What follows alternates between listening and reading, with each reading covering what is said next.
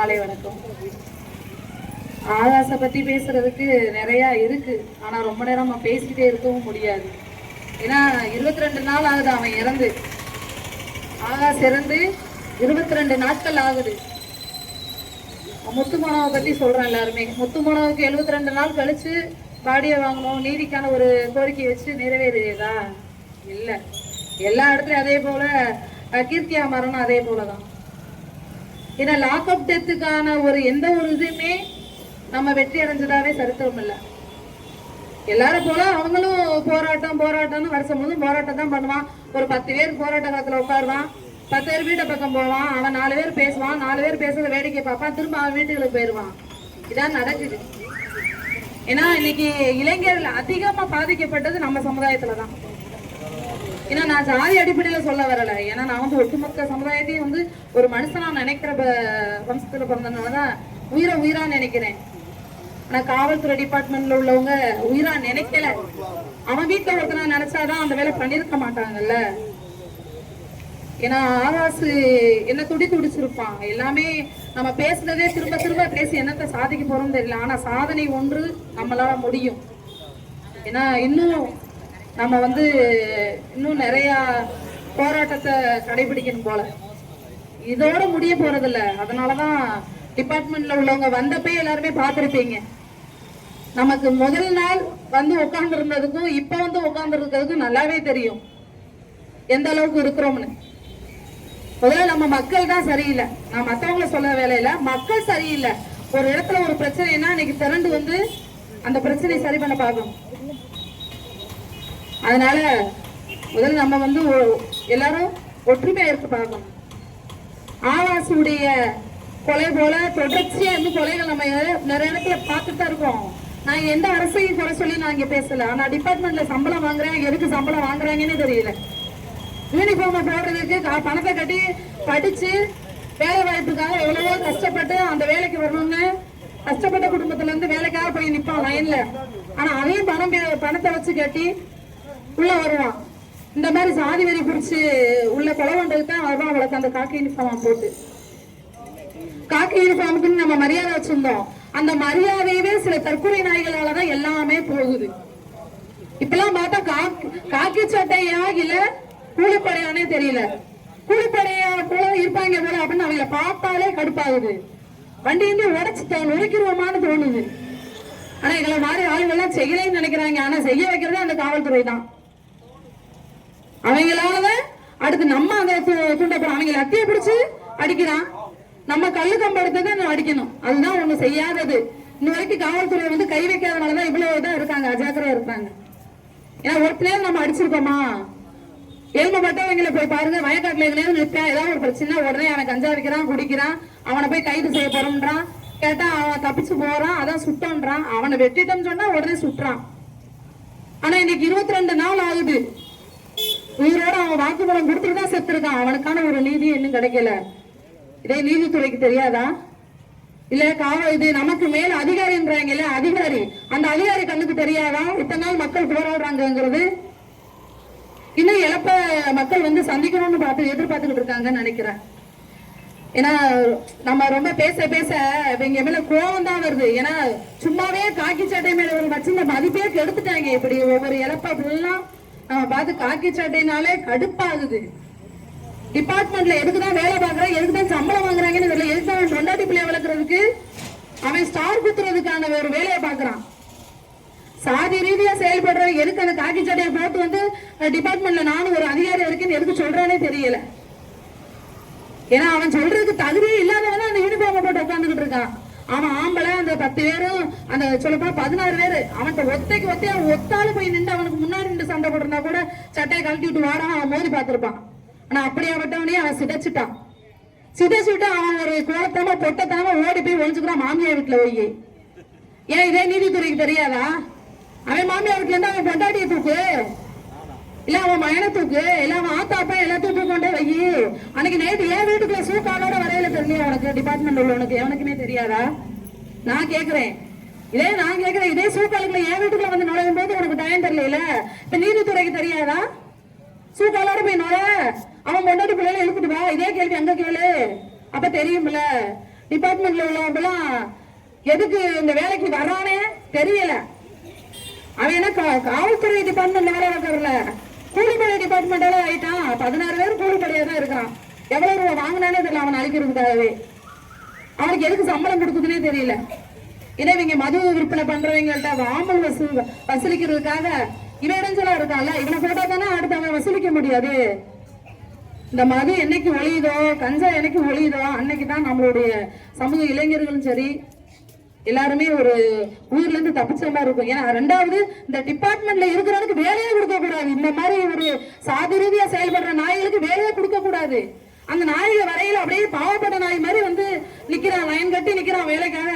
கால் வலிக்க நல்லா படிச்சு வேலை இல்லாம கஷ்டப்பட்டவங்களுக்கு வேலை கொடுக்க மாட்டான், காசால வேலை பேசிட்டு போறான். இந்த கட்சியில அதிமுக இருக்கட்டும் திமுக இருக்கட்டும் இவங்க என்ன அரசியல் பண்றாங்கன்னே தெரியல. 2 பேருமே வெக்கம் இல்லாம ரோடு வந்துடுறேன், 20 ஒரு 10 காரை கொண்டுகிட்டு வந்துடுறான். இன்னைக்கு எல்லாம் பாக்குறேன் லயனா வண்டி போய்கிட்டு இருக்கு, முன்னாடி போறான் விரட்டிக்கிட்டு அவன் அப்பாவோட சொத்தை பிடிக்க போற மாதிரி போறான். திமுக காரன் அதிமுக காரன் ஓட்டு கேட்கறது போறான் லயன் கட்டி. இங்க 22 நாளா நம்ம மக்கள் வந்து களத்துல கிடக்குறாங்களே, ஒரு தாயும் தாப்பனும் அவனுடைய உடலை கூட பார்க்க முடியாத நிலைமையில ஆக்கிட்டானேன்ற ஒரு நீதியை கேட்டு எவனும் குரல் கொடுக்கல. அவன் சம்பாதிக்கிறதுக்காக போய் நின்றுகிட்டு இருக்கான். ஏன் இவையெல்லாம் என்னத்துக்கு இருந்து எந்த சாதிக்க போறான்? அந்த 16 பேரை அரெஸ்ட் பண்ணாம நான் 16 பேரை அரெஸ்ட் பண்றதை விட அந்த திலீபனுக்கு கூட முதல்ல அரெஸ்ட் பண்ண வேண்டியதானே? ஏன் அவன் அரெஸ்ட் பண்றதுனால அவன் அப்பா எதுவும் டிபார்ட்மெண்ட்ல இருக்கிறானா? அவன் அப்பா டிபார்ட்மெண்ட்ல அவன் அப்பட தொட்டு என் பிள்ளை விட்டா உடனே என்கவுண்டர் போடுறோம்ங்கிறீங்க. இது 16 பேர் சேர்ந்து ஒருத்தனை கொண்டிருக்கீங்க, அதுக்கு நீதி இல்லையா? ஏன் இதெல்லாம் வந்து வேடிக்கை பாக்குற கூட்டம் நினைச்சிட்டு இருக்கீங்க? அப்படித்தானே பாமரப்பட்ட மக்கள் வந்து என்ன பண்ணுவாங்க, இப்படி சும்மா சும்மா வந்து அவங்க ஒரு 4 நாள் மைக்கு பிடிச்சு பேசுவாங்க, அப்படியே போயிடுவாங்கன்னு நினைக்கிறீங்க போல. நீ ஆம்பளை, நான் இப்பயும் சொல்றேன், என்னால எவ்வளவு ஒரு விமர்சனம் எங்க அப்பாட்ட போனடிச்சு மிரட்டான். டிபார்ட்மெண்ட் உள்ள கேட்கறான், உன் மகன் ஏன் களத்துல இருந்தானு. இந்த 2 நாள் நான் போனது என் பிள்ளைக்காக போனேன், பயந்துகிட்டு போகல. நான் ஏற்கனவே சொல்லிட்டு வந்திருக்கேன், எவனுக்கு அஞ்சாத வம்சத்துல பிறந்து வந்தவன் பொட்டத்தனமான வேலையை பார்க்கணும். அந்த மாதிரி ஒரு யூனிஃபார்மை கலட்டி வச்சுட்டு தனிப்பட்ட முறையில நான் ஒத்தையா நிக்கிறேன், நீ எங்க வரேன்னு நான் வர்றேன். பொம்பளை நீ போடுற சட்டையை நானும் போட்டு நிப்பேன், நீ போடுற நானும் போடுவேன். ஆனா ஒன்னால சேலை ஆட்ட முடியுமா? இப்போதைக்கும் காவல்துறையில உள்ள மொத்தம் 50 பேருமே சேலை கட்டி நிக்க வேண்டியது ரோட்ல. ஏன்னா பயந்து போய் கொண்டாடி வீட்டுல போய் உட்காந்து மாமியார்கிட்ட போய் ஒழிஞ்சு கிடைக்கல. என்ன சொல்லி சேலை வாங்கி தரேன், கட்டிட்டு போய் உன் மாமியார்கிட்ட போய் ஒழிஞ்சு கிட சேலையை கட்டிட்டு போய். அவனை அடிக்கும் போது தெரியலையாடா அடிவட்ட முட்டா பையன் அவனே. எங்கடா உங்களுக்கு ஜாதி வெறி பிடிச்சிட்டு ஜாதி ஜாதி ஜாதின்னு இல்ல நாங்க மிதிச்சு கொடுக்குற அரிசியை தான் நீ சோறாக்கி திங்கிற கொண்டாடி உன் பிள்ளையும் உன் வீட்டுல இவனுக்கு அவனை இறந்த நீ இறந்துட மாட்டேன், எனக்கு ஓடி போய் ஒளிடு. அந்த பயத்திலே நீ செத்து போயிருவ. இதுவே உனக்கு கடைசி தான் இருக்கு. ஒவ்வொரு டிபார்ட்மெண்ட்ல உள்ள எல்லாருமே நல்லா தெரிஞ்சுக்காங்க. ஒருத்தன் கூட காக்கி சட்டை போட்டு ரோட்ல வந்துடாத, விரட்டி அடிப்பான். எங்கட பார்த்தாலுமே ஒரு நல்லவன் இருந்தாலுமே உள்ள நுழைய மாட்டான். அதே மாதிரி இந்த கட்சி இப்ப வழக்கு வரல, எம்எல்ஏவா இருக்கட்டும் எம்பியா இருக்கட்டும், எவனா இருந்தாலும் ஓட்டு கேட்டு ஏரியாக்குள்ள வர முடியாது. தேர்தல் புறக்கணிப்புங்கிறது உங்களுக்கு தேர்தல் நெருங்க நீங்க நினைக்கலாம் சாதிச்சிடலாம். ஒருத்த ஓட்டு வாங்க முடியாது. இந்த மானாமதுரைக்கு ஒருத்த ஓட்டு நின்று ஜெயிக்க முடியாது. அதுதான் உங்களுக்கு. ஏன்னா நான் சொல்ல வேண்டிய கடைசி இது. ஏன்னா இத்தனை எம்எல்ஏ இருந்தோம் எம்பி இருந்தோம், என் தம்பிக்கான நீதி கிடைக்கல. 22 நாட்களா இன்னைக்கு கண்ணீரோட மயங்கி ஒவ்வொரு மக்களும் என் குடும்பமும். ஆனா இதுக்கு காரணம் யாரு? இந்த டிபார்ட்மெண்ட்ல உள்ள வந்தான். அதனால நான் இன்னும் பேசினா இந்த காக்கி சட்டையை நினைச்சாலே கதற விடுவேன். எனக்கு உங்களுக்கு நேரம் சரியில்லை. இப்பயும் சொல்றேன், என்கிட்ட மோதம்னா ஆம்பளை காக்கி சட்டையை கலட்டிட்டு வா, மோதி பார்ப்பான். எங்க வர்றிய சொல்லு, நான் வர்றேன். நீ போட்டிருக்க சட்டையை நானும் போடுவேன், ஒத்தைக்கு ஒத்த மோதி பார்க்கணும். 10-16 பேர் சேர்ந்து நீ என்னத்தோட சாதிச்சீங்க? அவனை கொண்டதுனால உங்களுக்கு என்ன கிடைச்சிருச்சு? அடுத்து நீங்க பயத்திலேயே ஒவ்வொரு நாளும் உன்னுடைய உயிர் போயிரும்ல. அதனால மீண்டும் இந்த மாதிரி இளைஞர்களிடம் வந்து வழக்கு பதிவு போடுறோம், வழக்கு பதிவு போட்டுருவோம். நீ அங்க நிக்காத இங்க நிக்காதுன்னு சொல்லிக்கிட்டு இருந்தீங்கன்னா மீண்டும் நீங்க இன்னும் சந்திப்பீங்க. இருக்கிற இளைஞர்கள் மேல பொய் வழக்கு போடுறத முதல்ல ஸ்டாப் பண்ணிக்கங்க. மது விற்பனை பண்றத நீங்க தனிப்பட்ட முறையில மாமூல் வசூலிக்கிறீங்களே, அந்த மாமூல் வசூலிக்கிறத முதல்ல ஸ்டாப் பண்ணுங்க. நீ நல்ல ஆம்பளை நல்ல ஆத்தாளுக்கு அப்பனுக்கு பிறந்தவன், ஏன்டா குடிக்கிற ஏன்டா விக்கிறன்னு அவனை தூக்கி வைடா முட்டா பையன் அவனே. அதை விட்டுட்டு சும்மா இருக்கிற இலவட பயில போட்டு பிடிச்சுக்கிட்டு உனக்கு கேஸ் கிடைக்கிறதுக்கு கஞ்சா விற்கிறான் மது விற்கிறான் இருக்கிற பயில லைப்ரரி என்ன கெடுக்குறீங்க? இருக்கிற பையன் லைஃப கெடுக்கிறத விட உங்க வீட்டுல இருக்கிற ஆம்பளை பையன் நினைச்சு பாருங்கடா, அவங்க அண்ணன் தம்பி நினைச்சு பாருங்கடா. இன்னைக்கு நான் இந்த ஆகாசுக்கு நடந்தது போல இன்னொரு ஆகாசுக்கோ சதீஷ்கோ எவனுக்குமே நடக்க கூடாதுன்னு நாங்க நினைக்கிறோம். இத வந்து நாங்க இதோட விட போறதுல, நீ வந்து தேர்தலுக்குள்ள அறிக்கை விட்டாலும் நீ மிஞ்சி மிஞ்சி போனா என்ன பண்ணுவ? போராட்டக்குள்ள நடக்க கூடாதுன்னு சொல்லுவ. நாங்க நடத்துவோம், உட்காந்துருப்போம், 4 பேர் உட்காந்தாலும் உட்காந்துருப்போம். எங்களுக்கு நீதி கிடைக்கிற வரைக்கும் இந்த போராட்ட களத்தை விட்டு போக மாட்டோம். எங்களுக்கான நீதி கிடைக்கும் வரைக்கும் எங்களுடைய இளைஞர்களும் சரி, எங்களுடைய மக்களும் சரி, நாங்க பின்தாங்கிறதுல இல்ல. அதனால மக்களுக்கான நீதி எங்களுக்கு கிடைக்கணும். 2வது, ஆகாசுடைய இழப்பு கடினமான ஒரு மனவேதனை உள்ள இழப்பு. இந்த இழப்புக்கு நீ டிபார்ட்மெண்ட்ல பதில் சொல்லலைன்னா அதுக்கு மேல மொத்த டிபார்ட்மெண்ட்ல உள்ளவங்க எவனும் காக்கி சட்டப்பட்டு ஒரு ஏரியாவுக்கு வர முடியாது. எந்த ஏரியாவுக்கும் வரக்கூடாது, வர முடியாது. வரக்கூடாதுன்னு நான் எங்கெல்லாம் நிக்கிறது அங்கெல்லாம் வரவிட மாட்டேன். அது எனக்கு நல்லாவே தெரியும். எவனுக்கு நான் இங்க பயப்படணும். என் வீட்டுல டிபார்ட்மெண்ட்ல தான் வேலை ஆகுறேன். உங்களை மாதிரி சாதின்னு சொல்லி வேலை ஆகுறாங்க. இங்க போய் பாருங்கடா, சாதி வரி பிடிச்ச நாய்களா. ஏன்டா நீங்களா காக்கி சட்டையை போட்டுக்கிறீங்க? அதுக்கு கல்லு சட்டையை போட்டுக்கிறீங்கடா. அதுதான் உங்களுக்கு மேட்சிங்க இருக்கும். சேலையை அவுத்து தர சேலையை கட்டி இருக்கிறீங்க.